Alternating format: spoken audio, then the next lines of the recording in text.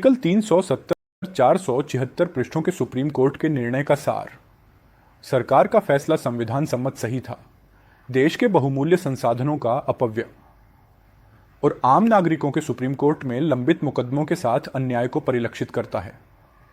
फैसले से कुछ घंटे पूर्व सुप्रीम कोर्ट के शीर्ष वरिष्ठ अधिवक्ता कपिल सिब्बल, भूतपूर्व कानून मंत्री एवं कांग्रेस नेता, राज्यसभा सांसद, ने कहा, कुछ लड़ाइयां हारने के लिए लड़ी जाती हैं, नहीं, कुछ याचिकाएं माननीय सर्वोच्च न्यायालय का कीमती समय बर्बाद करने और सस्ती लोकप्रियता हासिल करने के लिए दायर की जाती है।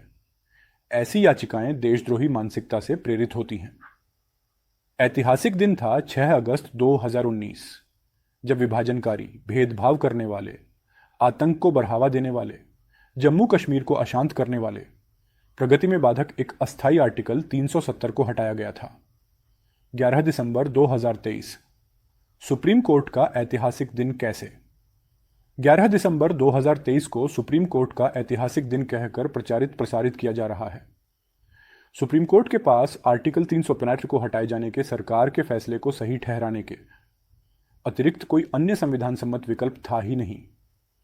11 दिसंबर 2023 को सुप्रीम कोर्ट के इतिहास में यदि हम काला दिन नहीं कह सकते हैं, तो इसे ऐतिहासिक दिन कहना किसी भी दृष्टिकोण से तर्कसंगत प्रतीत नहीं होता है।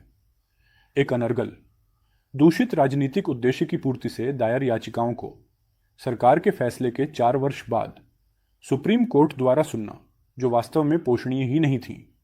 5 वरिष्ठतम न्यायमूर्तियों की संवैधानिक बेंच का गठन, सरकार विरोधी राजनीतिक मानसिकता वाले विपक्षी याचिकाकर्ताओं के समूह के 18 सुप्रीम कोर्ट के वरिष्ठ अधिवक्ताओं को मौखिक तर्क पेश करने के लिए 60 घंटे का समय एवं सरकार प्रतिवादी के 23 सुप्रीम कोर्ट के वरिष्ठ अधिवक्ताओं की 16 दिनों तक चली बहस की व्यापक सुनवाई करने के बाद 5 सितंबर 2023 को निर्णय सुरक्षित करना और 3.25 माह पश्चात 476 पृष्ठों के निर्णय का निष्कर्ष है कि सरकार का आर्टिकल 370 को हटाने का निर्णय संविधान सम्मत और सही था।